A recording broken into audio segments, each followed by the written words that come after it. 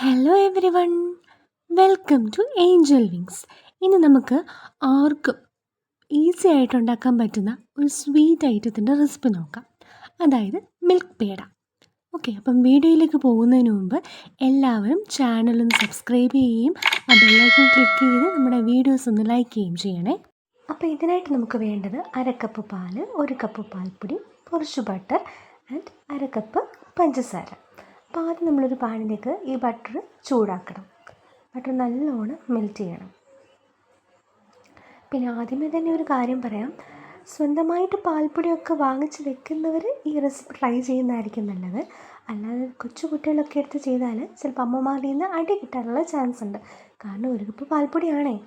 അപ്പോൾ നമ്മൾ മെൽറ്റായ ബട്ടറിലേക്ക് പഞ്ചസാര ഇട്ട് നന്നായിട്ട് മിക്സ് ചെയ്യുക.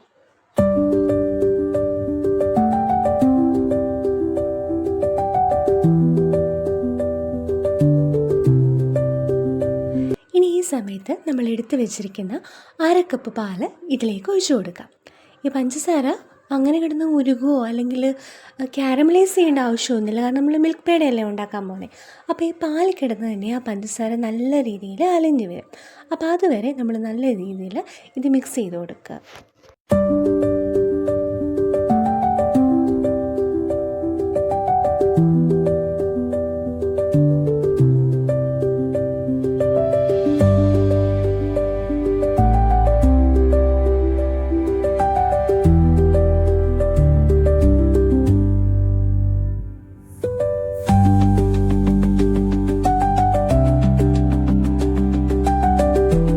അപ്പോൾ ഈ സമയത്ത് ഞാനിതിലേക്ക് 1/2 ടീസ്പൂൺ വാനില എസൻസ് കൂടി ചേർത്ത് കൊടുക്കുന്നുണ്ട്. വാനില എസൻസ് നിർബന്ധമൊന്നുമില്ല, നിങ്ങളുടെ കയ്യിലുണ്ടെങ്കിൽ മാത്രം ചേർത്ത് കൊടുത്താൽ മതി.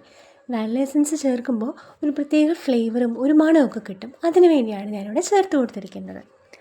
ഇനിയും നമ്മുടെ മെയിൻ താരം പാൽപ്പൊടി, അത് ഈ പാലിലേക്കിട്ട് നല്ലതായിട്ട് കട്ടകളൊന്നുമില്ലാതെ നല്ലതായിട്ട് മിക്സ് ചെയ്തെടുക്കണം.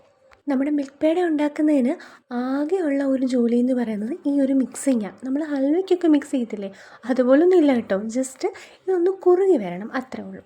അപ്പം കട്ടയെല്ലാം നന്നായിട്ട് ഉടച്ചു കളഞ്ഞ് ഇതൊന്ന് കുറുക്കി നമുക്ക് എടുക്കണം. നമുക്കൊന്ന് ഉരുട്ടിയെടുക്കാൻ പാകത്തിലാക്കി ഒന്ന് കുറുക്കി പറ്റിച്ചെടുക്കണം.